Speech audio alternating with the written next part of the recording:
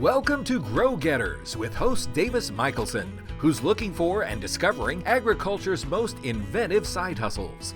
We'll meet resourceful and innovative entrepreneurs who share how they make extra money moonlighting to keep their farms and families going strong. From starting new businesses to tapping into new technologies, these Grow Getters are redefining what it means to be a farmer. Well, hello, everybody. My name is Davis. Thank you for tuning back in to Grow Getters again, where we're talking to farmers and farm people who've got a little something going on the side. Before we get to our guest, please take a moment, like and subscribe so you don't miss a single episode of Grow Getters. And hey, tell your friends, too. They might find something that they like here. Today, we're speaking with Taylor Huffman from Western Belle Farms.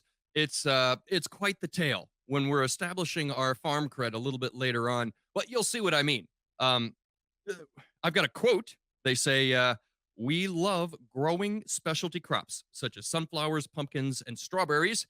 Even more, though, we love inviting the public to our family farm to grow memories. I love the sound of that. So with that, let's bring in Taylor Huffman, Western Belle Farms. Taylor, welcome to Grow Getters. Thanks for being here today. How are you? I'm doing great. Thank you so much for having me. Very good. Well, the first thing that we like to do here on Grow Getters is establish a little bit of farm cred. Let's start with the East Coast. You grew up out there. Talk to us about the operation. What were you up to out there? What was your deal? Absolutely. So I'm a fourth generation farmer. I grew up on a dairy, hay, and crop farm. We also opened up for the first time in the year 2000 with a corn maze, which was a newer concept at the time. And so I kind of grew up in a little bit of the agritourism industry mixed with an actual working farm. And it taught me a lot of life lessons and really, truly created me to be the person I am today. So you were already doing farm-related events out in Maryland. Is that right? Have I got the story straight? And That's correct. Yeah. So we were an actual working farm. We produced over 60,000 bales of hay a year to area horse farms. We rotated those fields with crops. And then, of course, we grew our specialty crops, sunflowers, pumpkins, in the fall and opened up our farm to the public.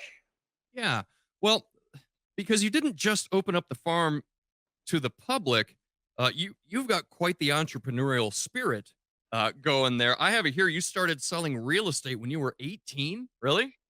Yeah, so I actually got into the business at 16. I was an assistant for a team and then decided, well, this works well with a farming schedule because it's kind of flexible. You make your own schedule.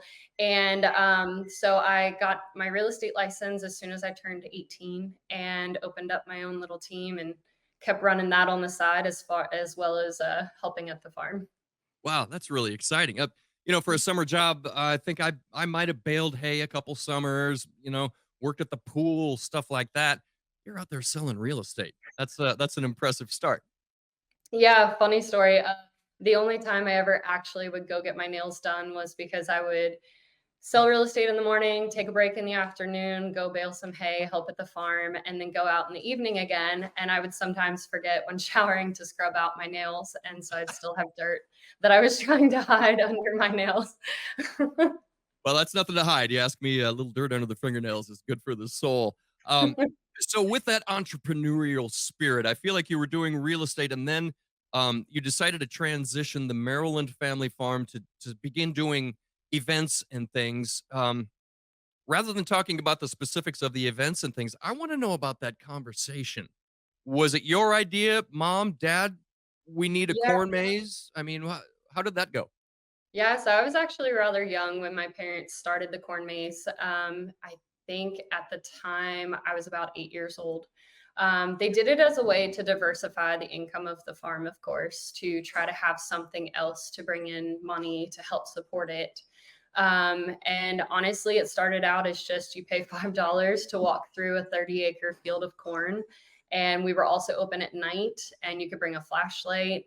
Again, in 2000, it was kind of a strange concept, but it went over really well, and the farm kind of evolved from there.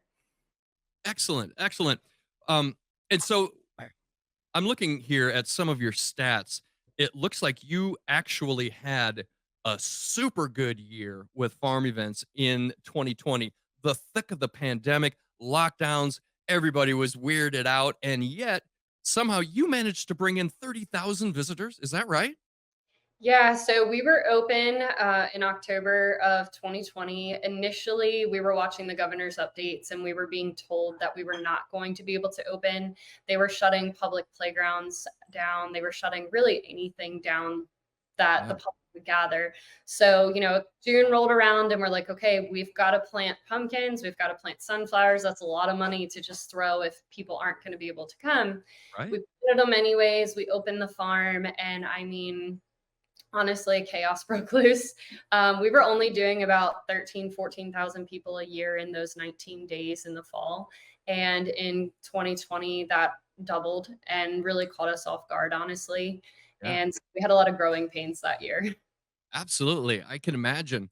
But some of the things that you were doing there, you mentioned the corn maze, you've got pumpkin chucking. Now I have pumpkin chucked. Is it chunkin or chuckin? I can never, maybe it's I think regional. I don't know. Yeah, I think it's chunkin, to be honest. And it all Yeah. really started from that event in Delaware that my parents took us to as kids. And then my dad came home and was like, let's build a pumpkin cannon. I don't think that event goes on anymore due to liability, of course. But there are still some of us that shoot pumpkins out of a cannon. Yeah, that's exciting. Do you shoot them at something, or you just sort of loft them out there into the back 40? Yeah, so funny story.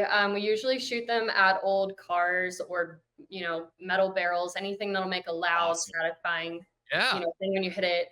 But actually, one year we had a Transformers themed corn maze. And so I told my dad, how cool would it be if we built some Transformers to shoot at?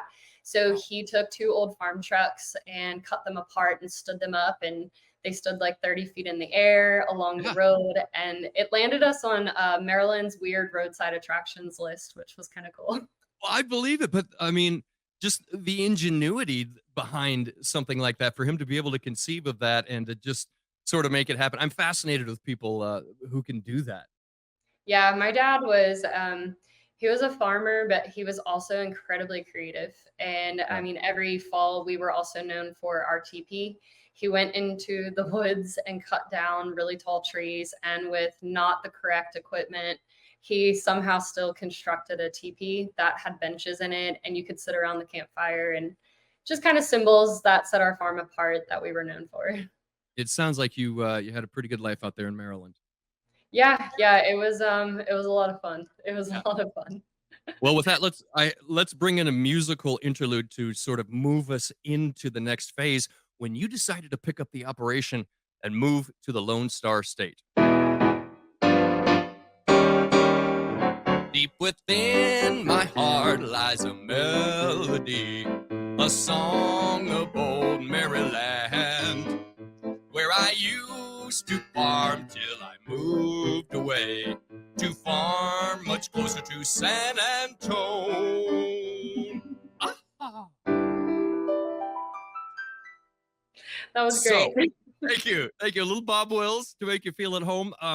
So you picked up the whole operation and moved it to Texas. Okay, I want to know that conversation. Whose idea was it? That sounds terrifying. By my math, I wrote it down here. What is that, like 1,400 miles you moved away? That's crazy. Yeah. So it's a very long story that I will shorten for sake of the video. Um, so my dad actually unfortunately passed away in 2013 Oh, from brain cancer, and my husband and I kept the farms going for a few years until we purchased them from the estate, and we ran them for about 6 years, including the fall festival business. 2020 is really the year that changed our mindset and really woke us up like a lot of Americans. I was working the full-time real estate job off the farm, but also, running a festival business with, again, over 30,000 people attending in 19 days, 90 employees.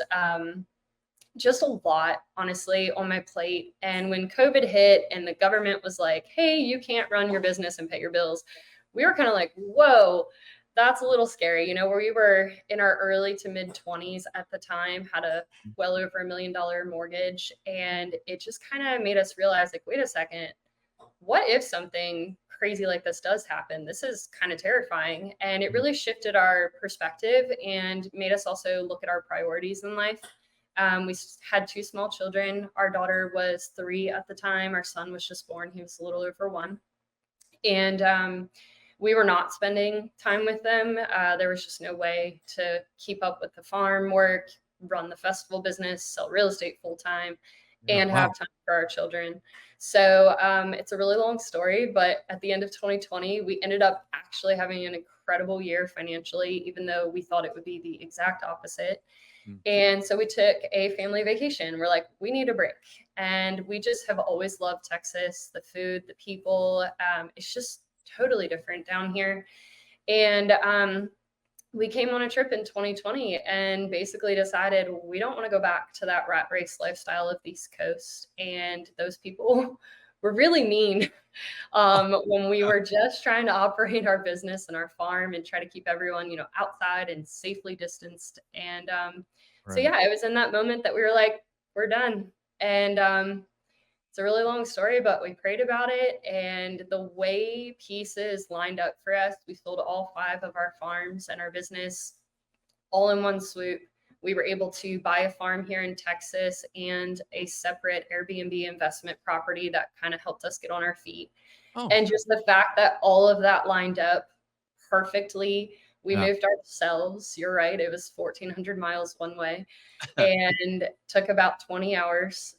We made about 10 of those trips to move our farm down here, sometimes with 2 trucks pulling trailers.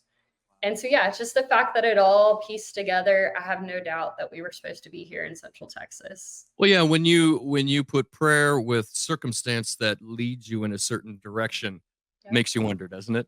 Oh, yeah, absolutely. I mean, when we tell people our story, there's no way. And I'm like, trust me, I would have never thought something like this could work out. But Yeah. we've had an incredible first 2 years. This is our 3rd year at Western Belle. Had a little bit of a challenging spring with after 2 years of record-setting droughts, our first 2 years here. We've now had a record-setting rainfall for the month of May Oh gosh. during Okay. our spring festival. So I was like, okay, well, record drought, record rainfall. I mean, bring it on, Texas. It should about even out. Well, no, because you'll still be due for another year of record rainfall next year, but the year after Yeah. that, it'll probably even out. I'm not a Yeah, meteorologist, so I don't know, but I think I so. know, right? And they don't even know, let's be I honest. They don't know. They, don't. they try to help. Now I got a theory. I don't know if this is true at all or not, but Dr. Pepper's the oldest major soft drink Yeah. in the United States. Originated in Waco, Texas, back in 1885. Is, Mhm. are you like that hardcore about Dr. Pepper? Is that what it is? So Dr. Pepper has always been my favorite soda, Has it but really? it is. And I had no idea that it was originated in Waco. And it really made me realize, like, you cannot be a business here and not have Dr. Pepper. But yet when we vacation back to Maryland, I'm like, I can't get it everywhere. Yeah. So it is funny, but yeah, it's a lot of history here for Dr. Pepper and just Yeah. happened to be my favorite. Well, that's super cool. So you're down in Texas, kind of taking the model from Maryland and working on it on the farm there in Texas. You do an Easter festival, a strawberry festival. This was your first year doing strawberries, correct? Yeah, first year doing strawberries and first year doing Easter, but Oh, our okay. 3rd year doing sunflowers, and we're about to have our 3rd pumpkin festival. That sounds like a lot of fun. Yeah. Um, I'm curious about the name Western Western Belle. Belle. Where did that come from? I wish it was something cooler. So I actually at one point wanted to open a clothing boutique, and I just thought Okay. the name Western Belle was super cute. But what's really funny is our son is named Weston, and we moved to the little town of West.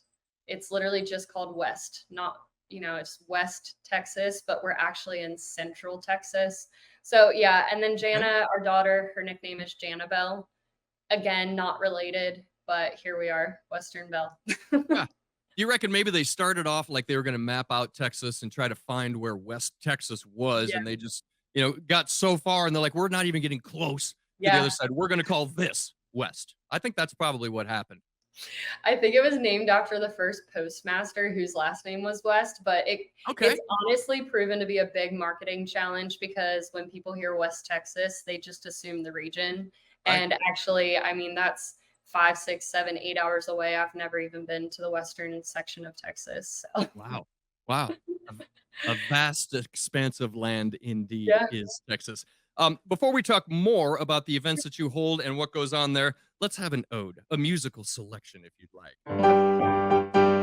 Let's have a party at Western Belle Farms. The Northeast just can't measure up to Texas charms. Western Belle Farms. Be amazed by the pumpkin chunkin. Rooted in farm life, festooned with bluebells. A babbling Dr. Pepper Creek runs through the dell. Western Belle Farms on the Grow Getter Show. So Again, at Western Belle Farms, you've got throughout the year, you kind of have big events. You got an Easter thing going, you got the fall stuff going, you got the strawberry going. Are there other areas that you go into, or do you kind of try to keep it confined to just certain periods of time when you open up the farm to the public? Yeah, so we do base it around our crops and the season and what we're growing at the farm. I'll be honest and say that we're really trying to set ourselves apart as not just a pumpkin patch, and we're really trying to offer a U-Pick experience to the community in Central Texas. Growing up in Maryland, there were orchards and you pick strawberries and blueberries and on-farm creameries and just so many opportunities for the public to go out to the farm. And that is seriously lacking here in Central Texas. And so we decided that's what we're going to try to offer. But I'll be honest, there is a serious challenge with offering crops here. If I may go a little more into detail, my husband is a incredible self-taught pumpkin grower, and we used to grow over 25 acres of the most beautiful pumpkins for you pick in Maryland. Moving here to Texas, we thought, okay, well, we farmed up there. How hard can it be to learn this climate? Well, it's incredibly challenging. Our very first year, we obviously ran out of water. I think we got 15 inches of rainfall total in 2022, and our average rainfall is 34 to 36 inches.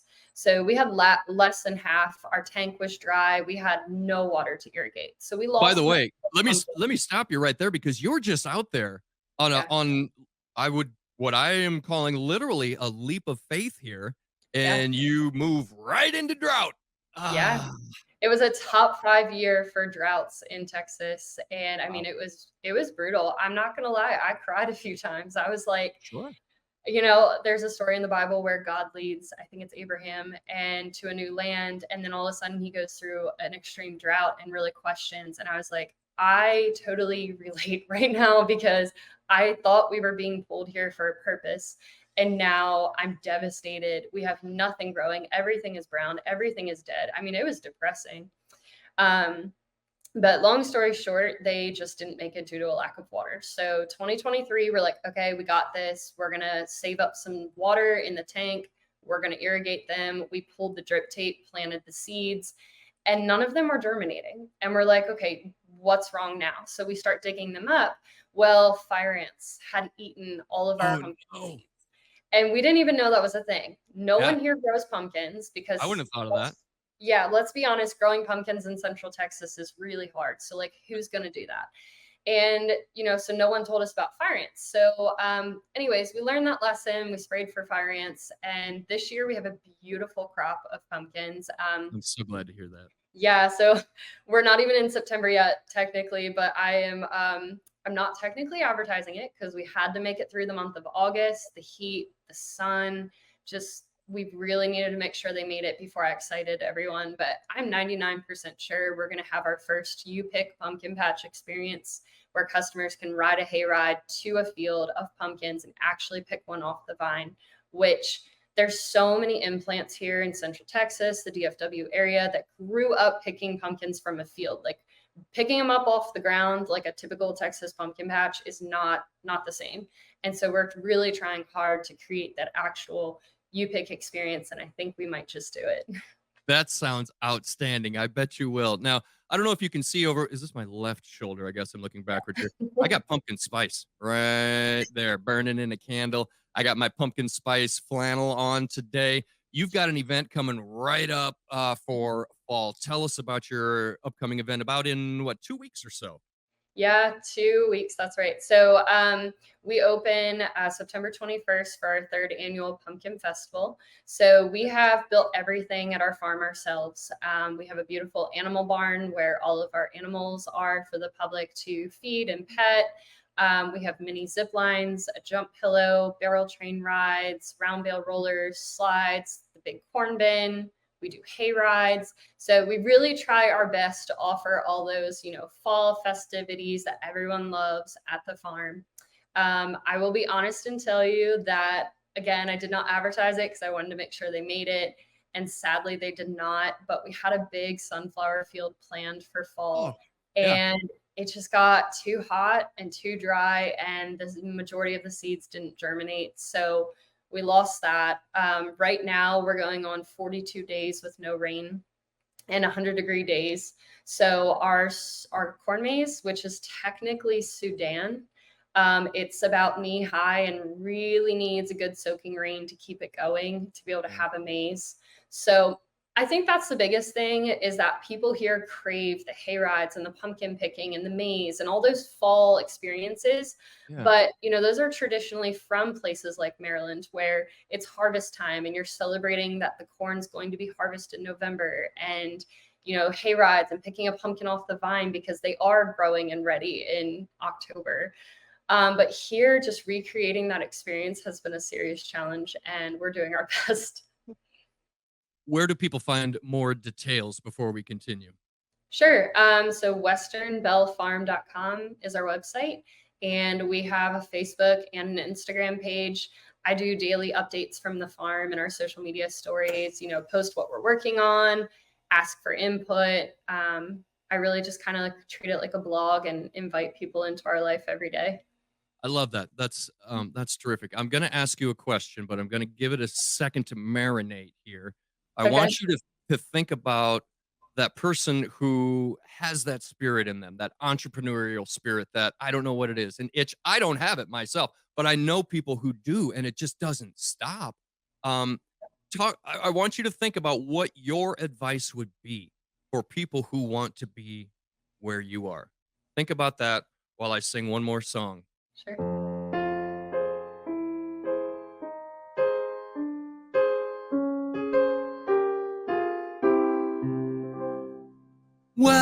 Western Belle Farms, pumpkin chunkin, where the bluebells wave and people say y'all. Texas farm life, different climate, same great farm events, great farm events.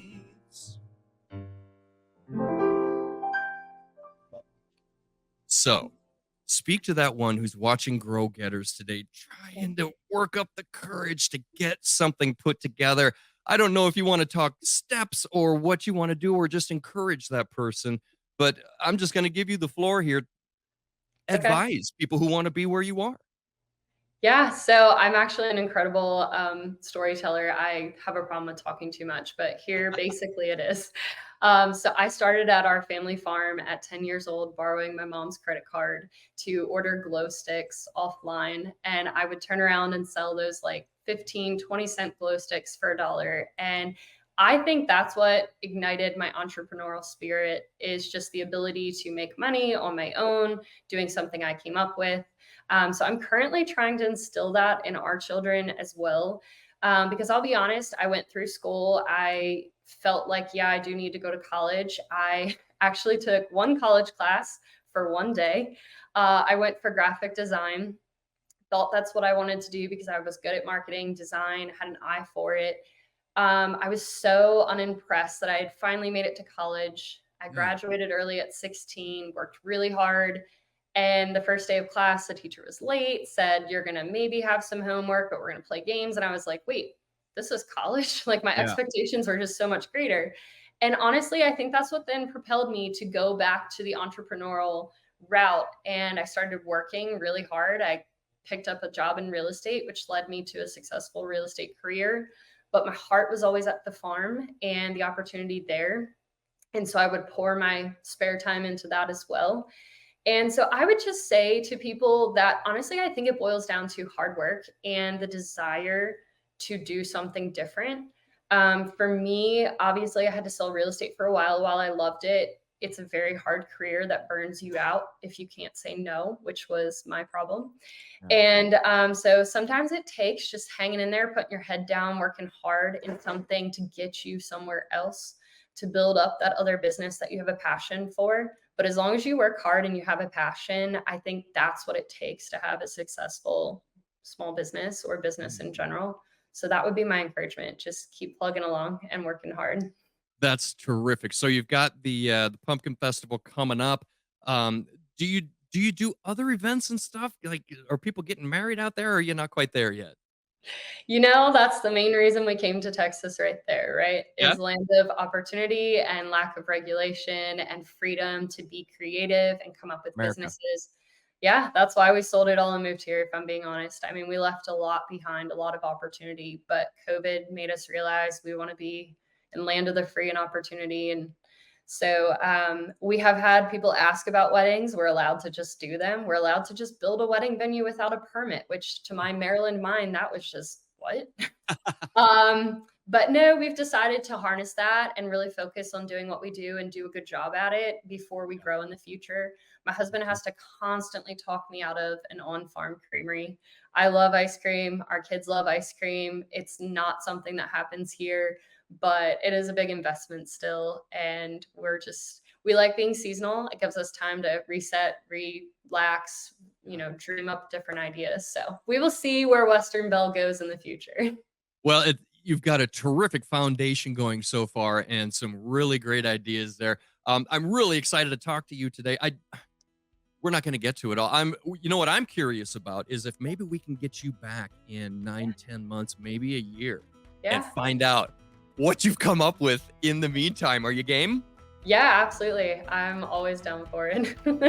Taylor Huffman from Western Belle Farms. Give us that website once more, please. Sure. westernbellefarm.com, and Belle has a B and ELLE. Yep. Very good. Taylor Huffman from Western Belle Farms. Thanks so much for being on Grow Getters today. Thank you so much, Davis. Production support provided by Jack Heffron and Zach Singula. Find Grow Getters on Farm Journal's YouTube channel and listen to it wherever you find your favorite podcasts. So for Farm Journal Studios and Grow Getters, it's your pal, Davis Michaelsen, saying thanks for tuning in. And hey, let's get out there and grow get 'em, everybody. Grow Getters is a production of Farm Journal Studios, where no one grows alone.